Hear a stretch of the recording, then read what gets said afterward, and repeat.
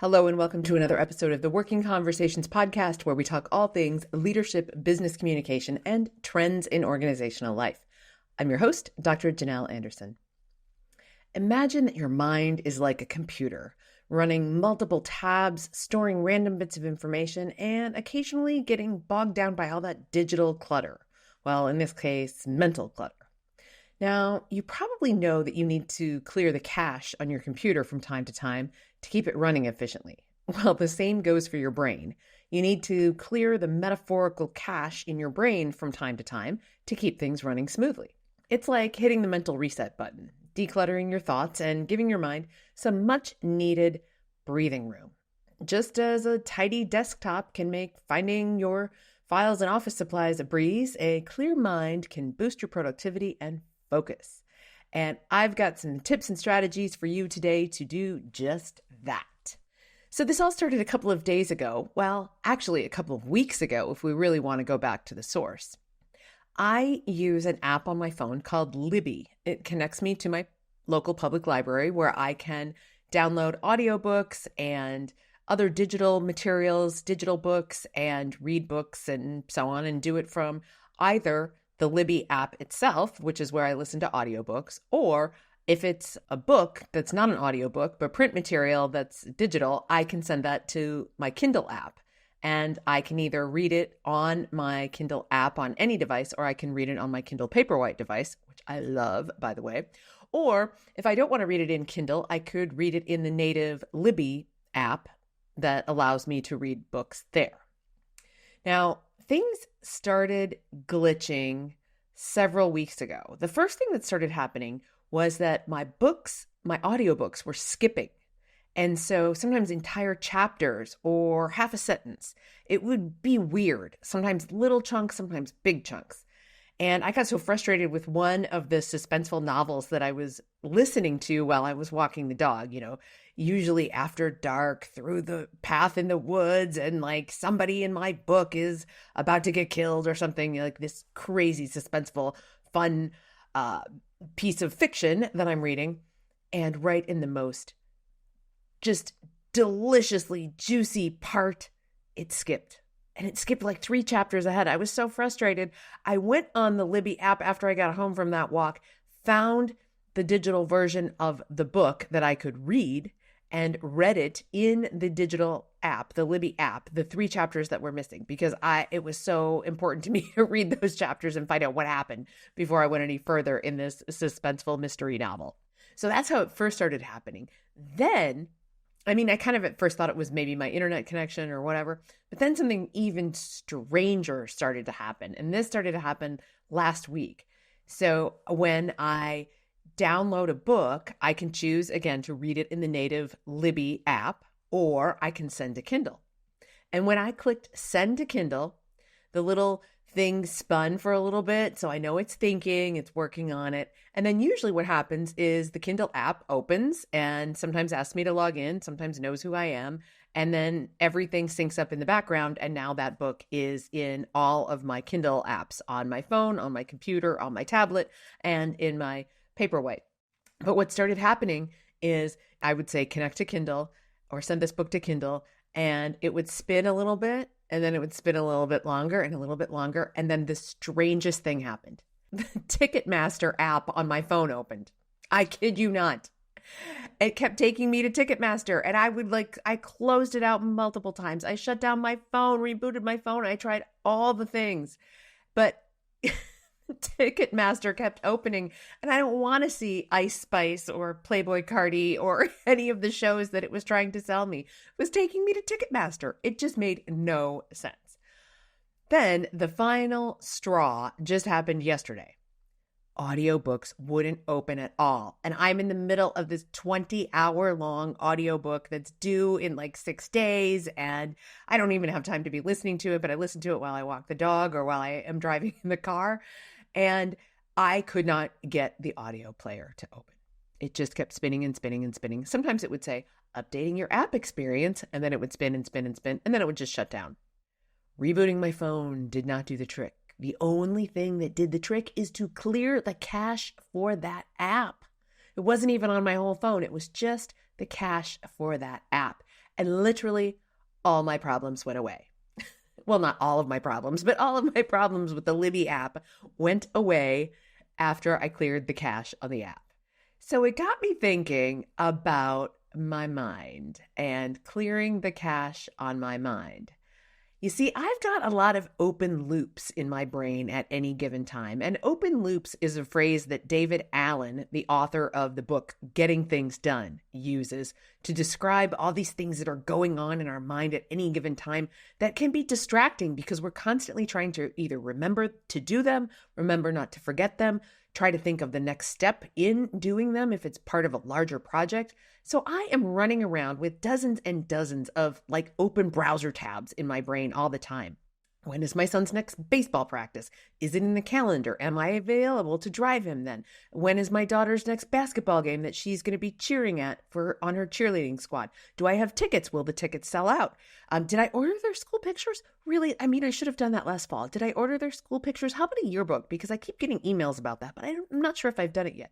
Is there some food that needs to be defrosted for dinner tonight? Is there gas in the car? Have I made a parking reservation at the airport for my trip next week? Do I have enough book inventory for an upcoming speaking engagement that just decided to gift every attendee at the conference with a book and do a book signing? When will I get the proofs back from my photographer? Is there anything on my Costco list? Because I really like feeling like stopping at Costco tomorrow on my way home from a client site. And on it goes. That is what is kind of happening in my brain all the time. So I mentioned Getting Things Done by David Allen, one of my favorite books. I read this book 20 or 25 years ago when it first came out. It's been around a while. David Allen is a productivity and time management expert, and this book really does help with the open loops. I used it, again, many, many years ago. I got reacquainted with the book not that long ago. It was, about 4 months ago. I was in a bookstore buying a book that I was sending to somebody for their birthday. I was buying one of my favorite books to send it to somebody for their birthday. And while I was there, I had just a few extra minutes. And so I started perusing through the business books, which is what I often do when I'm in a bookstore. And I came across the new and updated version of Getting Things Done. And I thought, oh, it's been such a long time since I acquainted myself with this work and really implemented the work. And as you know, from listening to just that relatively short list, truly short list of things that are going through my brain at any given time, I thought it is time to do the Getting Things Done work again, or GTD as the real aficionados call it, for getting things done. So the first part of Getting Things Done is to capture all of those things that David Allen calls open loops. All of these things that are running through your mind at any given time. It could be tasks that you need to do. It could be ideas for projects that you want to start, or maybe things in your home that you want to change, commitments that you've made to yourself, commitments that you've made to work or to your civic organizations or clubs or anything, but getting them out of your head and into some sort of trusted system. And he is a big fan of the inbox, the physical inbox. Now, he also, in his updated version, says you can use a digital app or you can use a variety of other tools. It does not have to be paper inbox. But there is some real advantage to sitting down with a big stack of paper and on each sheet of paper writing down one idea or one commitment or one open loop and putting that aside. He is a staunch advocate of one idea or project per page. You can't make a list of 10 things. Each thing goes on its own list. Now, he also says if things take 2 minutes or less to do, just do them. But for anything that takes more than 2 minutes and has multiple steps, write it down, get those open loops out of your head. So I bought this book in December. It sat on my shelf through the holidays. And then in early January, I had a little bit of discretionary time, that white space on your calendar. So I was reading the book in the evenings and on the weekends. And then during the day, I was, as my time permitted, was making single pages of what he calls projects. A project is anything that has more than one step. So ever since I've been doing that, it's been really helping. In fact, it's kind of clearing the cache for my brain. Now, if you were interested in following David Allen's system. I'll give you kind of the high level of what it looks like. And by all means, I'm a big fan. So go read the book if you want to do the work yourself. But it does take some time to get all those loops out of your head. And then, of course, once you've captured everything, you need to determine what is the next appropriate action to take on them. So once you've made that list and that page for every different thing that's on your mind, you go back and you identify what's the next important action I have to take. For example, I have a speaking engagement coming up in Detroit in about 3 weeks' time, 3 or 4 weeks' time, and I need to buy a plane ticket. I have not purchased my plane ticket yet, and that is my next action on that particular project. It will be about another week or two before I start customizing my slides for that, but I do need to get myself a plane ticket. And while I'm at it, I might as well book myself a parking spot at the airport so that I don't have that as an open loop within the days or weeks before I leave. Now, once you've captured everything and gotten that next action listed, then you can figure out, is this something that you can delegate to somebody else? Is it something that needs to be done right now? Can I defer it till later? Or what would be the consequences? And I love this question. What would be the consequences of not doing it? So if I just didn't do it, what would happen? Well, if I didn't book my flight to Detroit, I wouldn't show up to the speaking engagement because I'm not going to drive to Detroit. So you definitely have to go through some clarifying processes once you make that each piece of paper its own project. Then you need to organize anything else that you can think of about those projects. And I like to, sometimes I'll use little Post-it notes as I'm making the list of all the things that go with the project, because then I can be moving those Post-it notes around on that physical piece of paper. And there really is something, I like to be as digital as I can with things, but with the open loops, there is really something about having them on sheets of paper in an inbox on my desk. I was the most reluctant person ever to want to actually create that because it felt like more clutter. I have a strange relationship with paper as it is, and I'm always trying to get paper off my desk, not have more paper on my desk. But I got these really cool inbox trays, and I have 2 of them. They are clear acrylic, and the bottom lifts up and you can put pictures in it. It's a multiple layer bottom. And so when the inbox tray is completely empty, it's like a vision board. I have some really cool pictures sandwiched in between these 2 pieces of acrylic of places that I want to go. One of them has places that I want to go, sort of, future focused. And then the other one has pictures of me and my kids. And so it's fun to get to the bottom of the inbox, even if it's just to go through what's in the inbox and prioritize and figure out what's my next action on any given project. So it really is kind of fun to have them in that physical sense because it's tangible. I can pick it up. I can flip through them. I can easily see, am I forgetting about a project? Is there something that needs to have a higher level of prioritization because the due date is coming up soon, or because I've decided this is important to me and I want to be working on it more actively? So having that system of all the steps and then specifically called out, what is that next action? Sometimes the next action is to again, book a flight. Well, for me, booking a flight is maybe a 15-minute job. But if I'm booking parking, there are far fewer choices to make in terms of parking. And so I go onto the parking website and I can book my parking, provided my flight is already booked, because I need to put in the time I'm leaving, the airline I'm on, the flight number, and I need to put in a few logistics into the parking app so that if something were to happen with a flight delay or something like that, I would still have a parking space. So those tasks are shorter, but when I have them all organized and I have, let's just say, a few discretionary minutes because a meeting ended early, I can just go look, what's the next task on one of these projects that might just take like 5 minutes. I can book the parking in 5 minutes. Absolutely. So it's great in terms of using your discretionary time, especially when it comes in just like little tiny pockets of 5 minutes here, 10 minutes there. I can look through my list of projects and find something that I can do to move the needle forward on something that I'm working on. David Allen recommends regularly going through that list and looking to see what are all of your next actions and is everything complete. So doing a bit of reflection around each of the projects that you're working on. And then, taking action, planning in your calendar when you're going to take action on some of those items that are not 2 to 5 minute projects that you can get done in little pockets of time here and there, but really planning your time and prioritizing your time around the things that matter the most so that you can get those things done. So overall, this book, Getting Things Done, provides a very practical framework for managing tasks and projects in a systematic way, and certainly allows you a greater sense of productivity. It reduces overwhelm, and ultimately it gives you a sense of greater control and fulfillment in your life.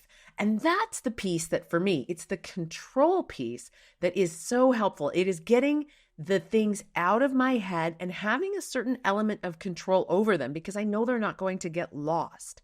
Now, granted, a stack of papers on my desk is not particularly portable, although I would say right now my stack of papers that's on my desk in that pile is less than 25 sheets. So if I really, really wanted to take it on the road with me, if I was going to be gone for a period of time, let's say to 2 or 3 speaking engagements back to back, then I might actually stick it in a manila folder. I might put a good solid clamp or paper clip on it so that those pages don't go spilling in the airport or on a plane or something like that, and take it with me. So it is somewhat portable. It's not as portable, let's say, as an app on your phone.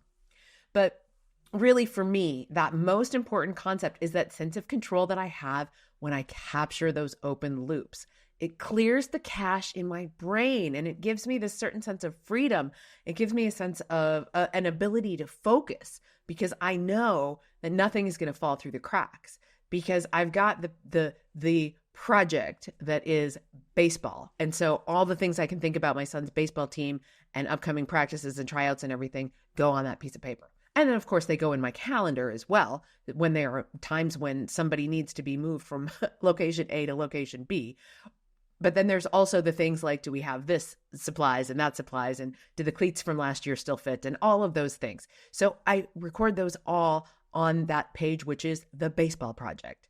Or likewise for any other, whether it's a kid activity or something I'm engaged in, even outside of work, keeping those lists of all the related things that go along with that project is so helpful because then I am not driving around, whether I'm physically driving or just moving through my life with so many open tabs in my brain, juggling things, trying to figure out if I'm going to forget them, trying not to forget them.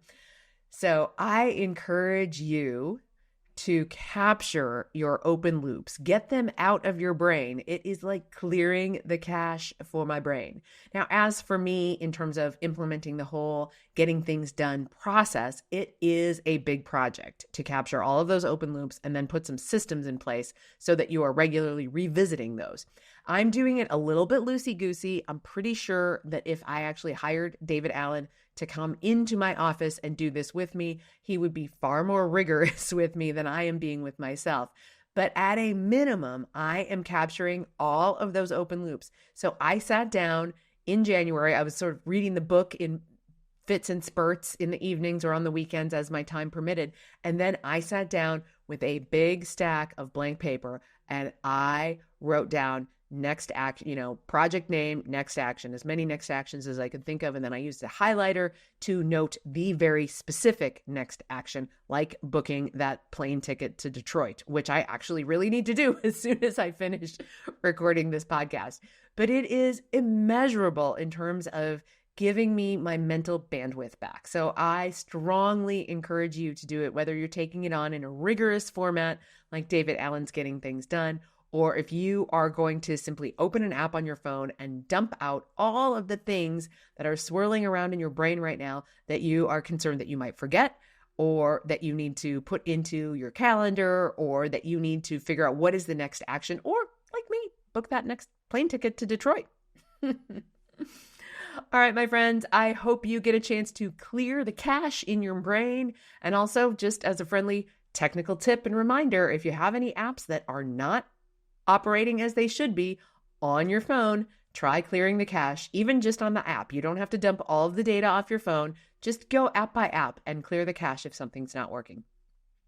Remember, the future of work is not only about technology. It's about the values we uphold, the communities we build, and the sustainable growth that we all strive for.